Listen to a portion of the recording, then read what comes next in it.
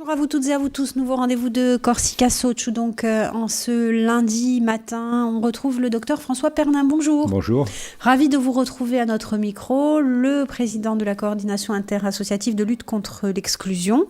On va parler justement de ce problème de l'exclusion, d'autant plus qu'il s'invite une nouvelle fois dans le débat politique, puisque vous savez, les 3 et 10 décembre, il va y avoir les élections territoriales et vous avez une nouvelle fois, vous adressez une nouvelle fois aux candidats à cette élection. Nous l'invitons, le problème, parce que je crois que si on n'était pas là, peu le soulèverait. Alors, pourquoi est-ce que l'on fait une nouvelle fois cette campagne ? C'est d'abord que nous sommes dans un pays démocratique, on n'a pas à le regretter, et que les élections se sont succédées à un rythme soutenu ces dernières années, municipales, territoriales, législatives, présidentielles. Et puis on va rentrer dans une zone muette pendant 5 ans où toutes ces élections n'auront plus lieu. Donc il faut saisir cette occasion de ce débat démocratique pour y mettre ce qui nous semble être un problème politique majeur. Notre but, c'est de faire tout simplement reculer la pauvreté en Corse, du moins y contribuer. Et pour cela, il faut atteindre la sphère politique, qui est déjà atteinte en Corse. Et cette campagne, c'est l'occasion de prendre la température. Quelle est la prise de conscience pour chacune des listes de ce problème ? Est-ce qu'ils en ont conscience ? À quelle place l'ont-ils mise dans la hiérarchie des problèmes qu'ils souhaitent traiter, et que prévoient-ils dans leur programme pour résoudre ce problème ? Voilà un petit peu le sens de notre démarche. Donc on vous avait déjà reçu sous notamment la mandature de Gilles Simeone, puisqu'il y avait une émission qui avait été faite en collaboration avec lui, puisque la collectivité territoriale de Corse a décidé de lancer un véritable plan de lutte contre l'exclusion. Aujourd'hui, on en est où ? Ça avance, ça n'avance pas ? Votre sentiment ? Mon sentiment, c'est qu'on peut faire beaucoup mieux, qu'on devrait faire beaucoup plus vite, mais que la Corse a un pas d'avance sur les autres régions. Parce que de longue date, elle a fait émerger au niveau politique de la collectivité territoriale le concept de charte de lutte contre la précarité. C'était sous la mandature de M. De Rocasser et Santini.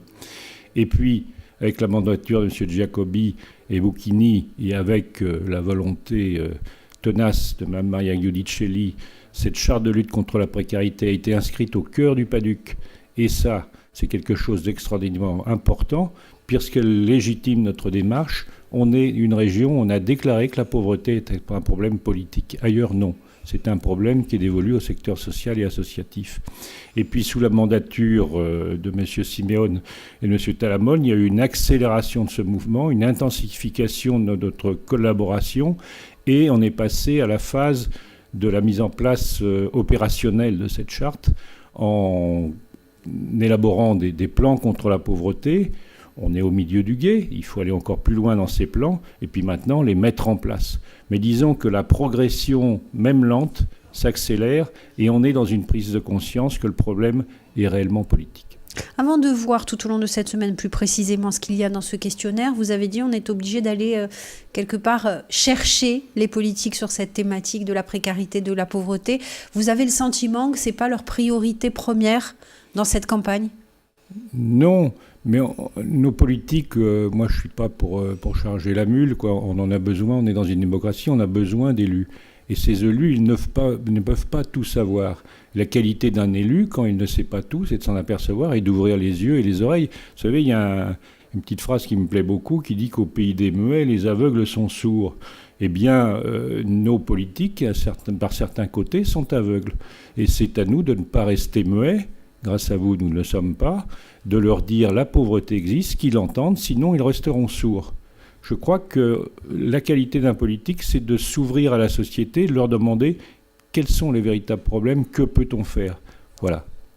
Une campagne qui a été courte, des dates qui ont été avancées, donc ce questionnaire, il était déjà prêt, je suppose ? Alors, les questions que l'on pose sont, hélas, un petit peu toujours les mêmes d'élection en élection, mais là, on a voulu cibler sur des 9 questions, ça s'appelle Solidarité, la preuve par 9. 9 questions ciblées sur des problèmes que vivent les pauvres ici. C'est pas exhaustif, mais ça nous semble les problèmes principaux et on voudrait des réponses pratiques. Mais je dirais presque que les réponses les plus importantes, ça va être les non-réponses ou les mauvaises réponses. Parce que à ce moment-là, notre rôle est entier d'éclairer les futurs élus là-dessus et de travailler avec eux pour voir ce que l'on peut faire de mieux. Merci beaucoup, Dr Pernin. On va se retrouver demain pour parler justement de ce questionnaire. À demain. Merci. Bonjour, bienvenue, bonjour à vous toutes et à vous tous. Nouveau rendez-vous en compagnie du docteur François Pernin, bonjour. Bonjour. Président de la CLÉ, la coordination interassociative de lutte contre l'exclusion. Cette exclusion, elle est bien réelle en Corse, la pauvreté aussi, et vous avez décidé d'éclairer les politiques à travers notamment un questionnaire, la preuve par 9. Qu'est-ce qu'il y a à l'intérieur de ce questionnaire? Vous avez dit des informations pratiques sur le vécu en fait, des personnes en difficulté.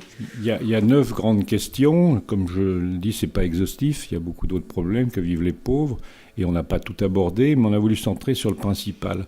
La première question porte sur la ruralité, ces fameux déserts que l'on décrit, comment revivifier l'intérieur, comment revivifier le lien social, comment faire quelque chose sur l'emploi au niveau de l'intérieur. Parce qu'il faut savoir que sans lien social et sans lien familial, une personne est réellement dans la grande pauvreté. Même pas dans la pauvreté, dans la grande pauvreté. Donc comment revivifier ce lien social ? La seconde question concerne l'aide au retour à l'emploi par le biais de la formation, qui est une grande compétence de la collectivité territoriale et future unique, puisqu'elle dépense beaucoup d'argent pour cela. Donc c'est comment améliorer l'adéquation entre la formation et les réels problèmes du terrain. Ça paraît tout bête, mais c'est cela. Ensuite, une question qui porte sur la jeunesse, parce qu'on a une usine à produire la pauvreté, qui est le décrochage scolaire. Comment lutter contre le décrochage scolaire ? Je crois qu'il y a 250 enfants à peu près qui, à la sortie de 3e, restent sur le bord de la route tous les ans chez nous. Ensuite, il y a une question qui est d'ordre vital, sur un des besoins physiologiques vitaux, c'est le phénomène du renoncement, et notamment du renoncement aux soins. Que comptez-vous faire pour lutter contre le renoncement aux soins ? Ça, c'est une question tout à fait vitale, puisque l'espérance de vie des pauvres, on le sait maintenant, est rognée de plusieurs années, et parfois même pour les plus pauvres, de plusieurs dizaines d'années par rapport à une population normale. C'est ensuite une question extrêmement politique et explosive qu'on n'aborde jamais. Comment réduire le coût de certaines denrées en Corse ? On voit, par exemple, sur l'alimentaire, fleurir des grandes surfaces, somptueuses, mais à la caisse, les gens ne voient pas la différence. Comment se fait-il que la concurrence ne joue pas dans notre île alors qu'ailleurs elle joue ? Voilà une question éminemment politique et où on attend des réponses. Ensuite, il y a bien sûr le logement. Sans toit, il n'y a pas de vie sociale possible, rien ne peut se construire. Donc comment améliorer l'accès au logement social ? Non seulement la construction, mais toutes les solutions qui permettent, sans produire de construction neuve, d'accéder au logement. C'est aussi une question un petit peu nouvelle, c'est l'urbanisation. Tous ces nouveaux quartiers que l'on voit fleurir avec des blocs de bâtiments sans l'impression que la politique d'urbanisation autour soit faite, les transports, les lieux de vie, les lieux de services publics. Ça, c'est important. Ensuite, c'est un petit peu pour nous, comment mieux soutenir l'action associative lorsqu'on sait que les budgets vont se réduire. Quand la pauvreté augmente, il ne faudrait pas que les associations disparaissent. Et puis l'une, enfin, éminemment politique aussi, comment refaire de la Corse une terre d'accueil et qu'elle s'inscrive dans l'accueil des migrants dont on voit les drames tous les jours dans la presse. Voici un peu nos 9 questions. C'est du lourd. C'est du lourd. On va décliner tout ça tout au long de cette semaine. Dans les différentes déclarations de campagne, même si elles tardent un petit peu à venir, vous n'avez pas retrouvé de réponse. Pour l'instant, les déclarations, on les suit. On a surtout des réponses de politique interne, où on découvre que les meilleurs ennemis sont à l'intérieur du parti où l'on se trouve, et comment faire les alliances au second tour. C'est-à-dire de la stratégie, c'est important. Mais on aimerait avoir du contenu. Et ce contenu, bien sûr, sur l'un des problèmes comme celui-là, comme de la pauvreté. Alors, nous, on joue le rôle d'aiguillon. On a du mal parfois parce que recueillir ne serait-ce que les mails de campagne des principales listes, c'est pas facile. Alors je les incite à nous les donner très vite et puis à s'exprimer sur le sujet. On lance justement un appel au directeur de campagne. On va donner l'adresse où ce questionnaire peut être récupéré, où on peut répondre aussi. Alors nous avons un site où le questionnaire peut être récupéré avec d'autres données. C'est clé-poumonte, Pumonte.fr, clé-poumonte.fr. Et puis on a un mail qui est clé-ajaccio@sfr.fr. clé-ajaccio@sfr.fr. Deadline pour répondre ? C'est le 25 novembre. Alors c'est un petit peu comme les élèves quand ils doivent rendre leur copie. On sait que ça arrive plutôt les derniers jours et même après.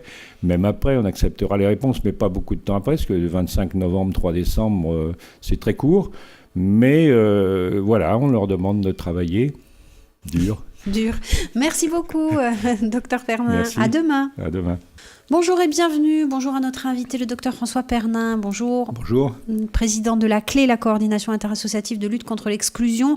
On parle de ce questionnaire que vous avez envoyé donc aux candidats à l'élection territoriale dans le cadre des élections des 3 et 10 décembre. Qu'on comprenne bien, l'idée, c'est pas du tout de dire en fonction des réponses, la CLÉ donnera telle ou telle consigne de vote, mais c'est vraiment d'avoir des réponses pour ensuite pouvoir travailler. Non, pas du tout. On a bien sûr le sentiment de faire de la politique, bien que ce ne soit pas le rôle des associations, mais simplement de remplir notre rôle de citoyen dans la cité.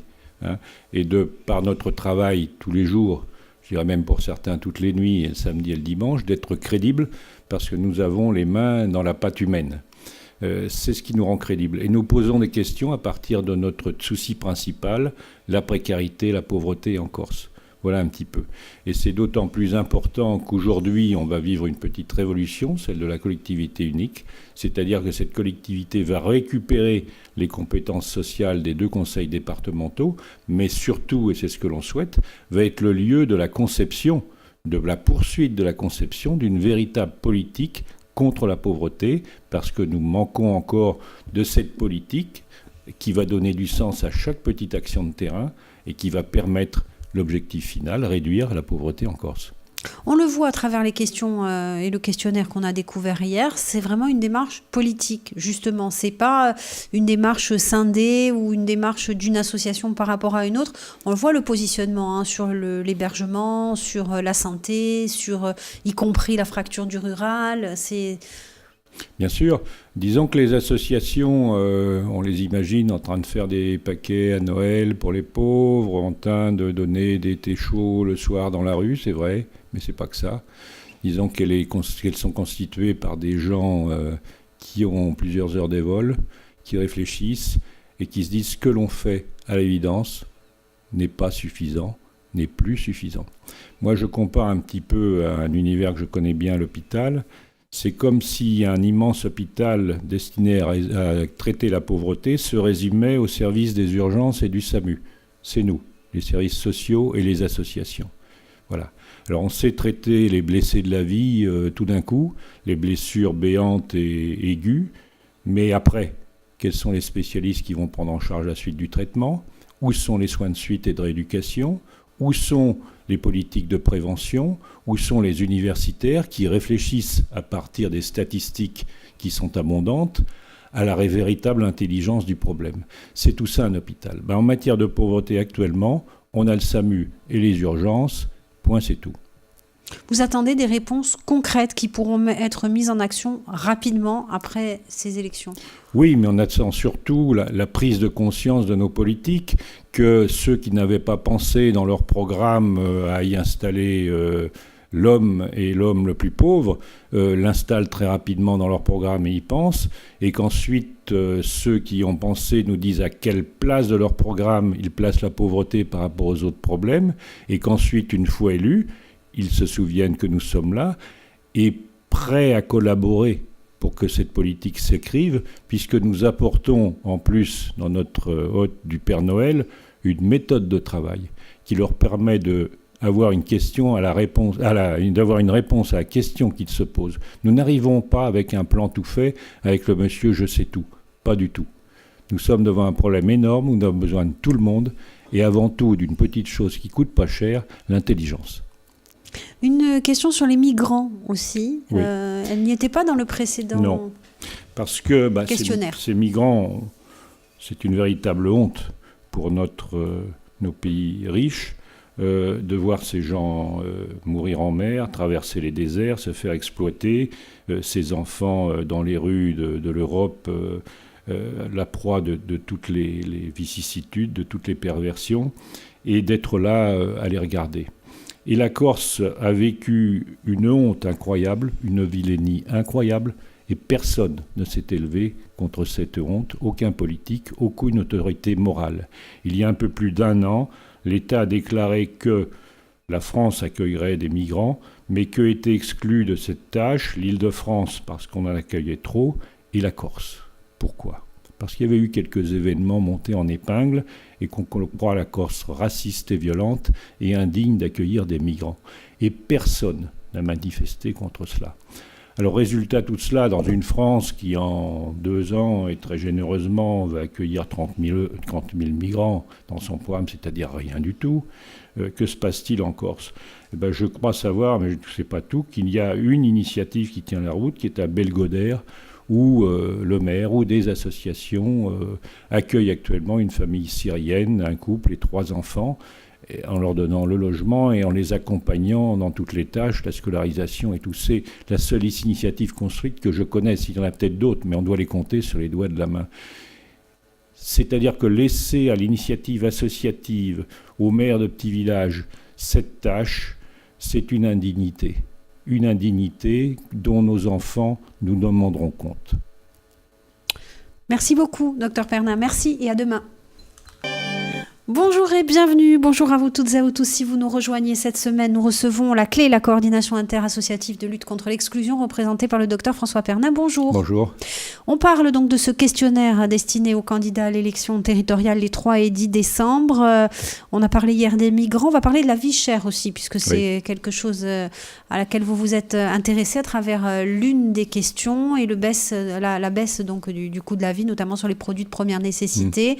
Et ce raisonnement, effectivement, il y a beaucoup de grandes surfaces qui ouvrent, il y a beaucoup de grandes enseignes qui arrivent, mais pour la population, vous avez le sentiment que malheureusement le résultat est toujours le même. On est dans une région où les salaires sont les plus bas de France, et où le coût de la vie est le plus cher de France pour beaucoup de produits. Alors on a peut-être majoré les chiffres, c'est un 10-20%, d'autres 8%, on ne sait pas très bien où on en est, mais le différentiel est là, les gens gagnent moins et payent plus.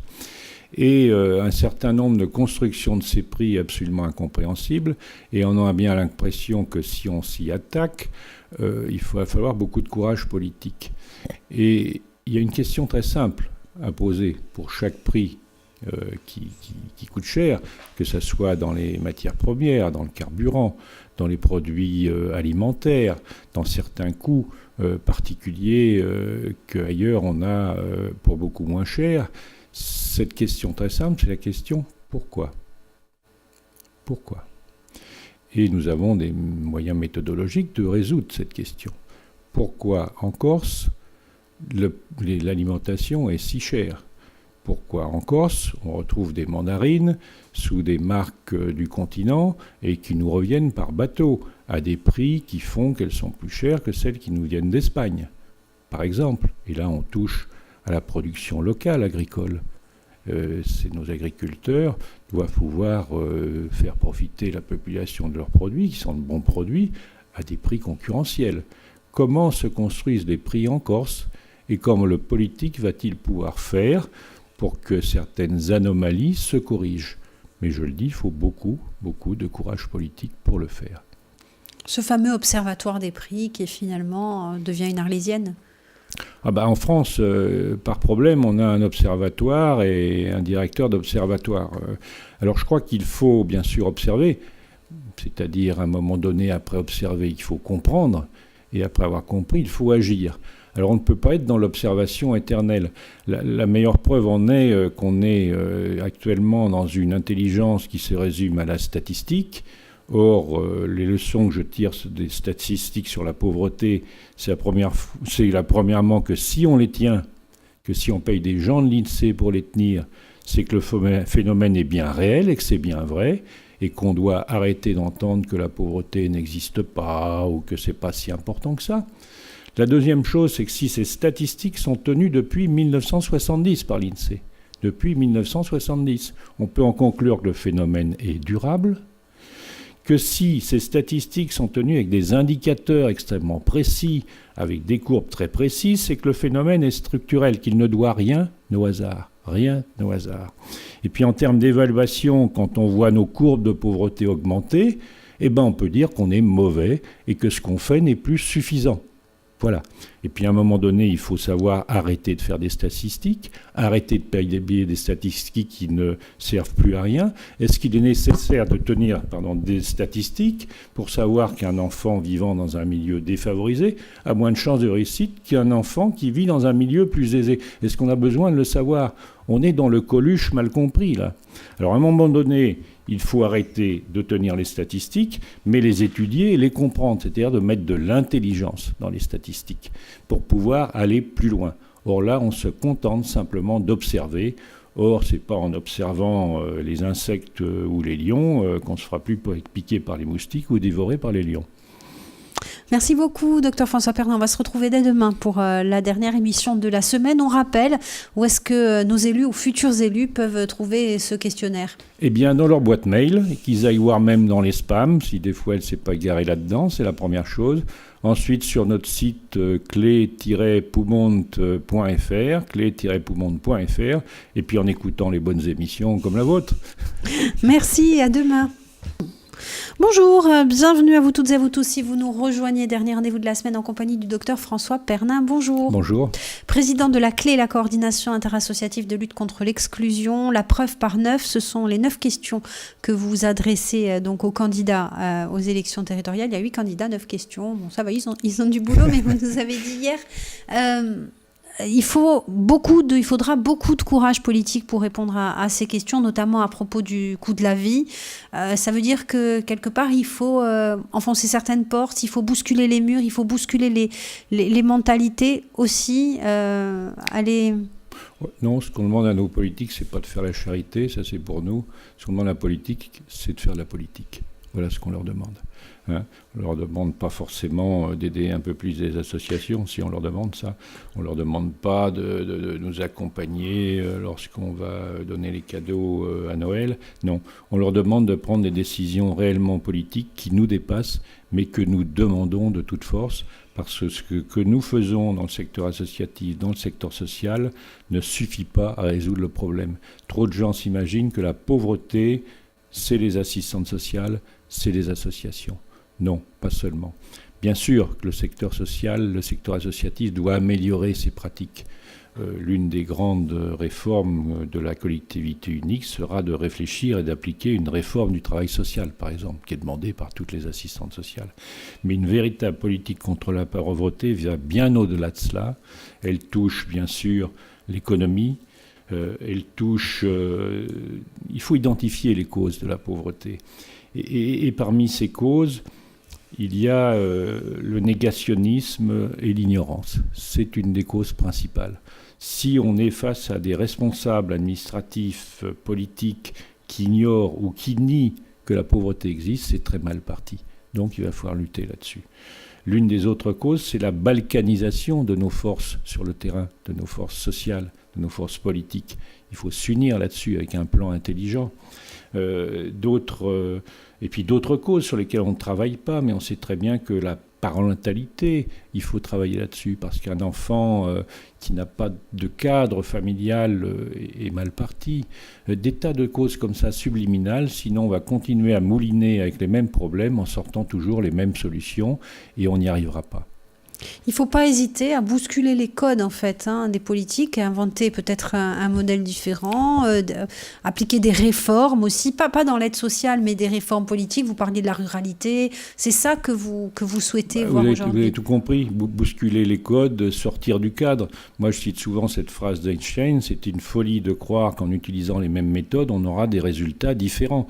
Et ce qu'on offre à nos politiques, ce n'est pas seulement nos questions, ce n'est pas seulement notre crédibilité, notre travail, c'est une méthode de travail qui va permettre que l'intelligence collective du groupe en place se mette en branle et concocte des solutions innovantes, ceci très rapidement et avec des petits groupes.